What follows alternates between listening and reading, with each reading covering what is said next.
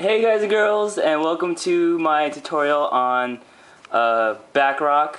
A lot of you guys and girls have been asking me to do more tutorials along the lines of footwork, so I thought I'd be a little bit more creative and give you guys a back rock in case if you guys and girls are getting tired of the the whole number step thing of the one step, 2 step, 3 step, 4 step, 5 step, 7 step, million step, and all that stuff. So yeah, like most tutorials, I'm just gonna try to get this done in one take, so no editing is required or anything, so it could be up as soon as possible. And I also should show you guys and girls what it looks like before you start learning it, in case you didn't want to learn this. Okay, so this is what back rock looks like. Okay.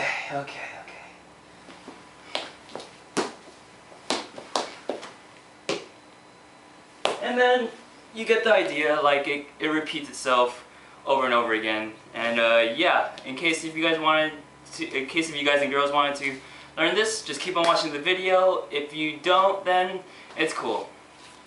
So to start off, this move, actually it would be nice if you had a few things before you started learning. Shoulder freeze would be pretty nice because it's kind of the basis of this whole part, and this is shoulder freeze, but then in the back rock you get the foot to just be there and help you balance, so you could do it over and over again. Other than the shoulder freeze, another move that you would probably want is the CC. The whole thing about the switching the legs, like that little hop there, is incorporated into the back rock. So you can think of the back rock as like a CC with a shoulder step. And I've also heard them called back CCs. And yeah, so those are the only two names I've thought of, or not thought of, but I've heard of. And if they're called something else, just leave it in the comments below. But people over here, that's what they call them. So don't yell at me if I have it wrong, because I don't live where you live. Anyway, so to start out learning, you have to get the simple concept of this. You have to be able to just simply switch legs, but it's not the part of just switching the legs that matters, but you have to have that little bounce, the little free time in the air, and then if you get this sort of rhythm down, then you'll be able to start learning a lot better, because you get that bounce that helps you out, and then it makes it a lot easier for you to get to the other side with your swinging leg and stuff. So what you're gonna do is start out by I'm gonna actually teach you guys showing this way. So the best thing to do, or what you should start doing, or how you should start when you first begin, is you're gonna want to switch legs before you even attempt the back rock, just so it sets you up with the momentum, so you could bounce easily to get your foot to the other side. So you're gonna go ahead and get in this position. Your knee's gonna be bent, and the other leg's just gonna be relatively straight. It could be a little bent, it doesn't matter, but in this case, you're just gonna have it bent, and then this leg relatively straight. What you're gonna do is switch, and then from this switch, this is where you're gonna go ahead and do this whole motion of getting into the shoulder freeze with the leg down. Now to help you visualize how that will feel when you first start learning, you want to just roll over, really. You just want to roll over and do this.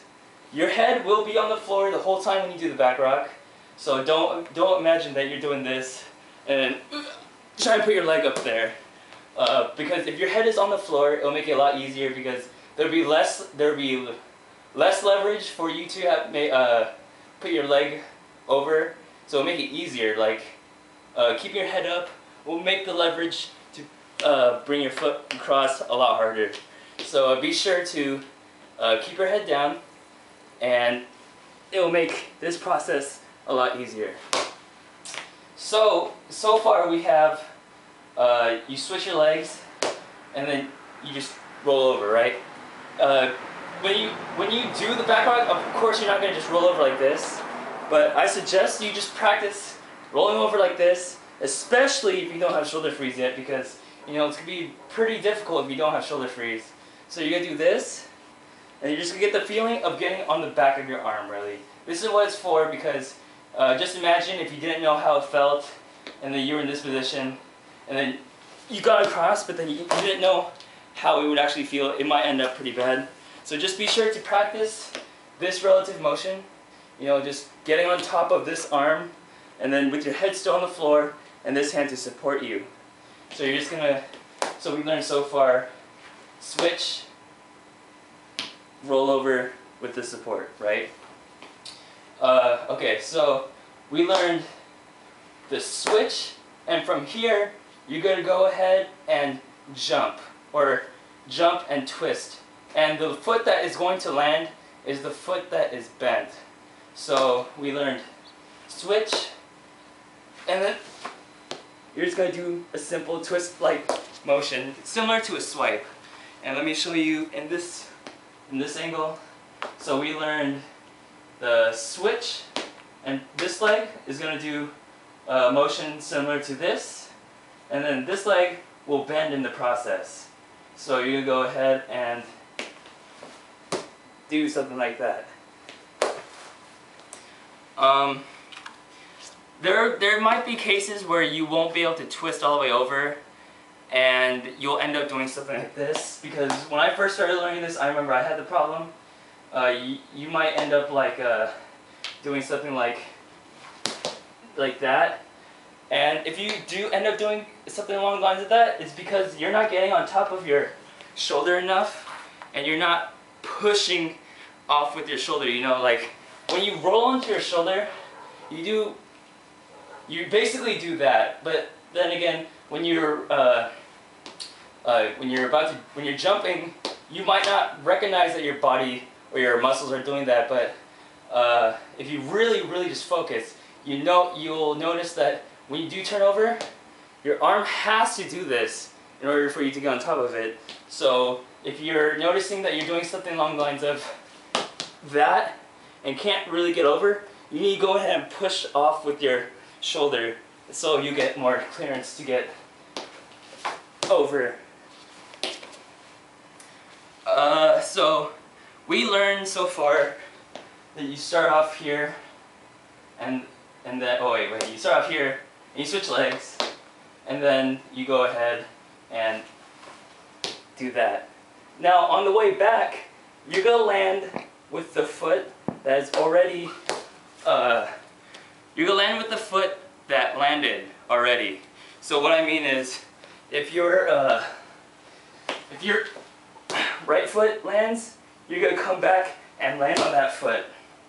A lot of tutorials didn't state that, and it really confused me when I first started learning, because the whole switching the legs, it really confused me to the point where I had to watch the video like a million times before I could really see what foot they landed on. But anyway, so with the foot that you land on this side, you're going to land on when you're coming back, and then from here, you're going to go ahead and do what we did before. We're going to switch, and then we're going to go ahead and do the same thing on the other side.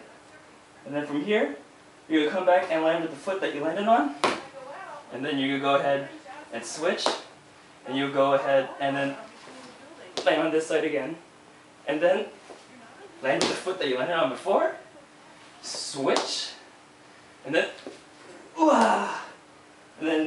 do that over and over again.